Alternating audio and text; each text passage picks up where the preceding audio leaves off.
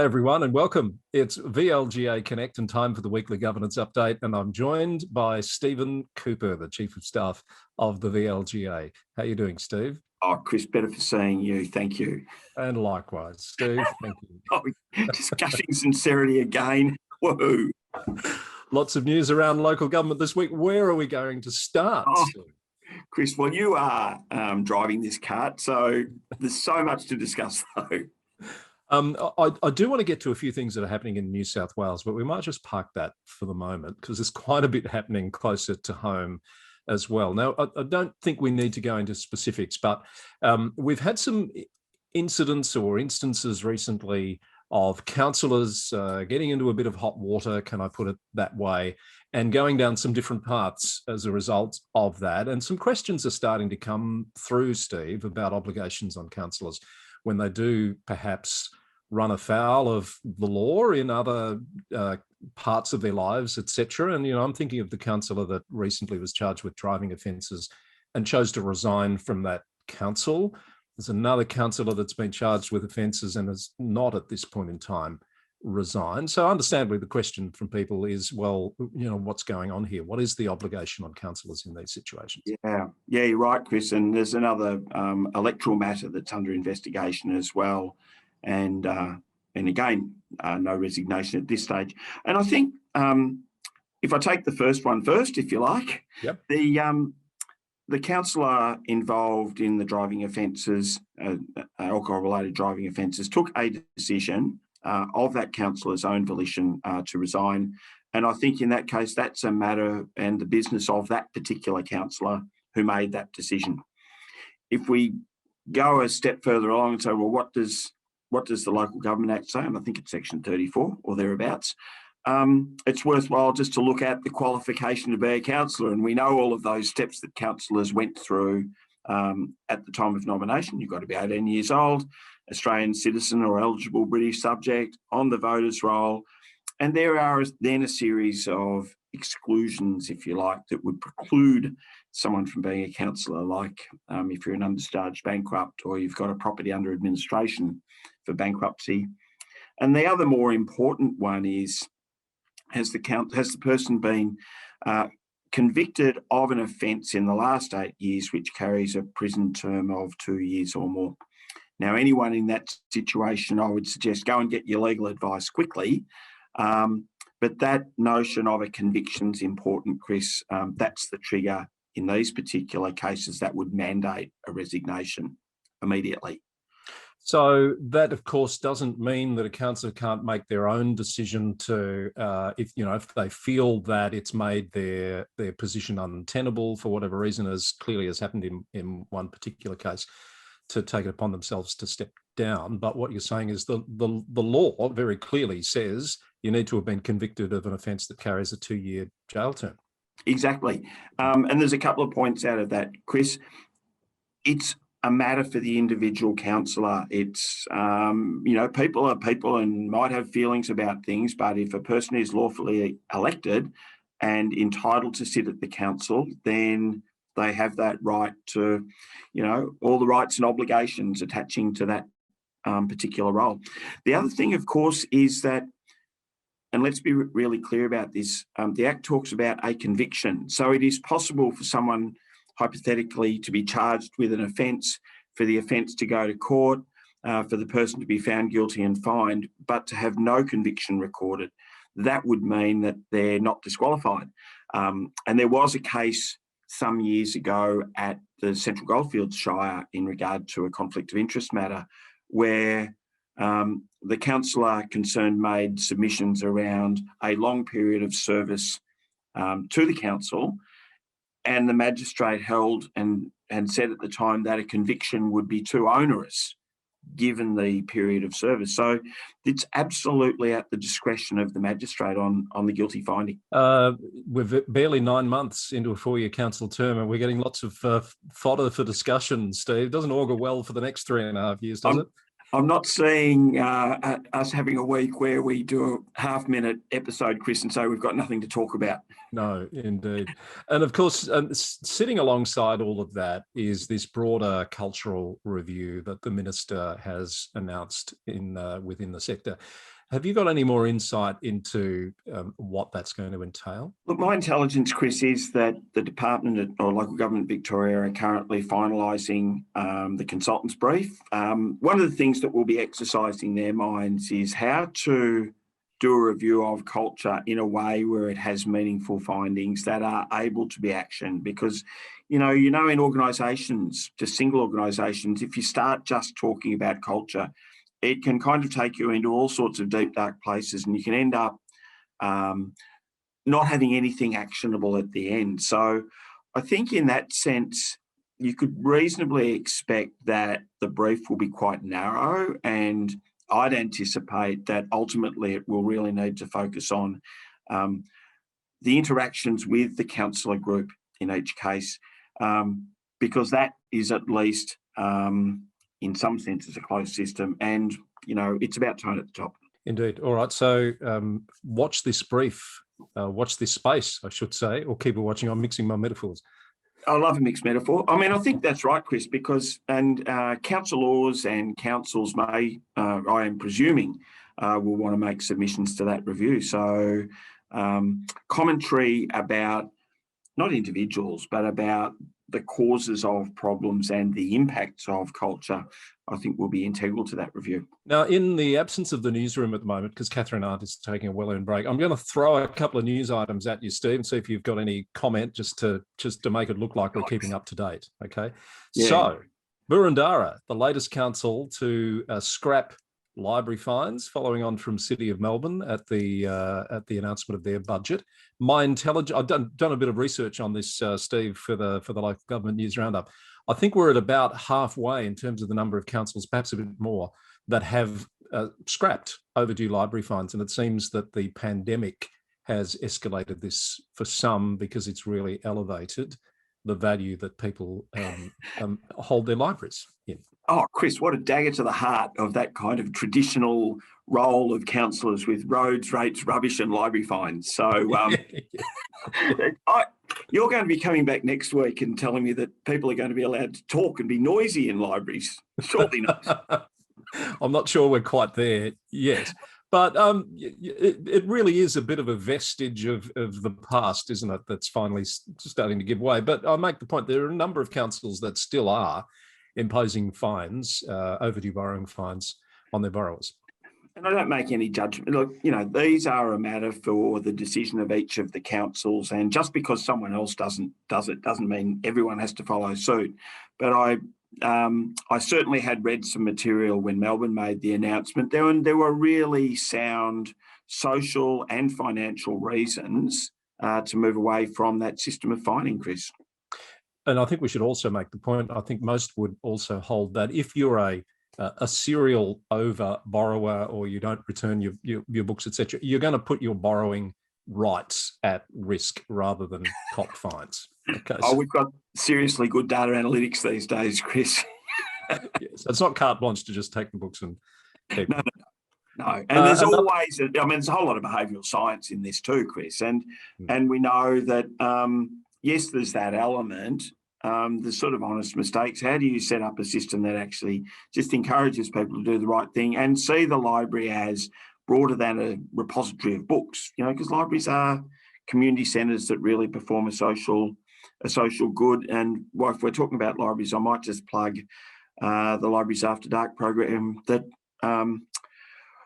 VLGA and the Victorian Responsible Gambling Foundation are co-auspicing. It started at Moreland City Council. I think we've got 9 or 10 councils and a regional library now that really points to the importance of libraries as a social gathering place. Indeed. And we talk a bit about that with Shane Lucas on the latest special edition of VLGA Connect. Check that one out.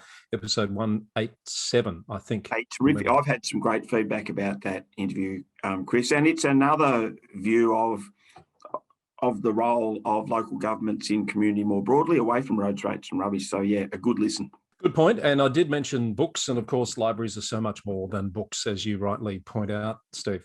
Another one that caught my eye, we talked a bit last week about the role that councils can play in advocacy. And I thought it was really, I described it on the podcast as a double whammy for Hume City Council. Not only have they had the decision about contaminated spoil from the Westgate Tunnel going to a site in Bulla, which they're not happy about, but they've also learned through the media that the quarantine facility is going to happen at Mickleham, which is, of course, in its patch. I think federal governments will make decisions that federal governments make, and local communities will expect councils to advocate in the interest of that local community. So all strengths to Hume City Council in this particular, in both of these processes, to actually ensure that someone is speaking for the voice of local community. One thing I probably should have said last week, Chris, of course, is that there are a number of councils that are going through the process now of adopting council plans, receiving community visions. And it's probably worth a reminder that advocacy is all the more effective if it finds itself somewhere in the strategy in the council plans, I suppose. Absolutely, good point. Steve, Dubbo, the gift that keeps on giving in terms of things to talk about. The Dubbo Regional Council is now in possession of a performance improvement order from the Minister after that period of time where they had the ability to make a submission back to the Minister about that order. I'm not sure if you've had a chance to read it, but it is an interesting read. It's requiring councillors to give an undertaking that they're going to behave appropriately, effectively, and there's a few other things in there. So just to clarify, Chris, you're saying that the order requires each councillor to make a declaration that they're going to play nicely. That's correct. That's one way of putting it. Yes, the minister's raised some concerns in that order and now requires the councillors to give a written undertaking to conduct themselves in a manner that doesn't constitute bullying and harassment of council staff, that refrains from action of reprisal against staff for carrying out their functions, not to make public statements or allegations of wrongdoing or implying wrongdoing by any other council official. And there's a whole range of other things. And she's appointed a temporary advisor, who will effectively monitor compliance with that order and given them a period of time in which to respond. You're shaking your head. You'll find it hard to believe, Chris. I'm just about speechless. Don't we work in an environment where a safe workplace is a right for councillors and officers? Correct. And should be the tone of the way all business is done, including interactions with the community. Sorry, I'm gobsmacked. Well, can I smack your gob a little bit more? So you can you say that? I don't know if you can say that. I was looking for a way of saying gobsmackingly, but anyway, you keep going. Also in New South Wales, the minister has fired a shot across the bow of Georges River Council, where some councillors are subject to an ICAC investigation. She's effectively banned them from attending meetings or forums where that matter for which they're under investigation is being discussed, requiring them also to make formal undertakings about preserving the integrity of proper processes. You've got to wonder what's happening in the sector in New South Wales. These aren't isolated incidents. There's a little bit more going on with Bathurst in the news in the last couple of days. It's a bit concerning. Chris, I've always thought it's a useful approach whenever there is any action by an integrity agency, by the minister, that in those reports, people should look at them and say there's a little bit of us in there as well. There is seldom a report where you'd say we are completely immune from the risk in that report. And they are really telling reminders, I think, for every council, every councillor, every member of staff about what are the risks for us. If I can segue a little, Chris, I did post on my LinkedIn during the week a 2.5-minute clip from Simon Sinek, who does a lot of TED Talks and things like that, talking about values and behaviours. And I just wonder, the conduct that you've described, the conduct that the minister has acted on in those couple of councils, I'll bet those councils have got values of integrity and courtesy and respect and blah, blah, blah, all of that kind of stuff. Yeah, good point. Cynic made the point that won't cut the mustard. That as a starting point, if you're doing a value statement, can you actually be more specific? So don't talk about a value of integrity. Say, I'll tell the truth. Don't, and this is my words, but don't talk about a value of courtesy and respect. Talk about some words that I'll be kind, I'll be thoughtful, I'll be reflective, like really stronger statements that you can actually come back to and as organisations hold each other to account to actually meet those behaviours. I actually like that way of thinking. It's, if I can put my spin on that, it sounds like he's advocating taking what's become the general value statement from being a rather passive statement to more of a personally active statement that each person makes. Absolutely. And let's be clear, that's good business. Organisations that operationalise their values and behaviours, weirdly, perform better. So, this isn't some kind of airy-fairy conversation to find something that looks good at the front page of your annual report or to a poster in your foyer. This is about good business, and it requires really active intervention and understanding about what's the culture of your organisation and how is that driving good outcomes for your community. I think that's a good place to wrap that discussion up, Steve. Thanks for that. Now, before we go, a quick plug for leading the agenda next week. I think we're very close to, and you may know more than me, if not ready to close off registrations because it's an in-person event. I think we might be just about maxed out, are we? We've got a cap. As of yesterday, I think there were less than half a dozen vacancies. If it's still on the website, get in and register. I'm really excited about this, Chris, because we don't talk.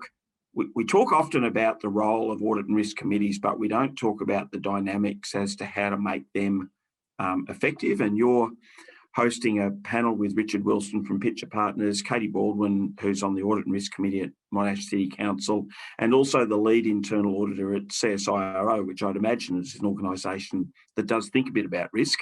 Not only that, but Katie's also worked in the Disney organisation. I think Woolworths. I had a chat with her the other day. She's got a fascinating background and is really going to bring, I think, some really interesting experience to that discussion. Oh, absolutely. And it's not just theme parks at Disney. They also run cruise ships. So really broad experience around risk. And we've got Mark Dupay, CEO at Borbor, who has a long and deep interest in this topic. And so all of the three panel members will bring something to the topic.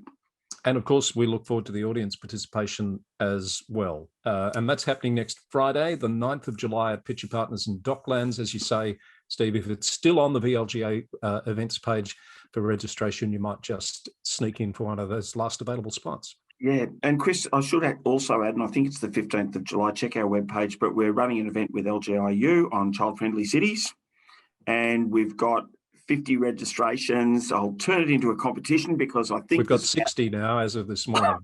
Really? Yes. Well, and it's probably about 30 each from Australia and UK and Ireland. Spot on. So I think we need to assert our Antipodean independence, and anyone that wants to nominate should jump in on that. It will be interesting. It will. We'll talk more about that perhaps next week. That's a couple of weeks away.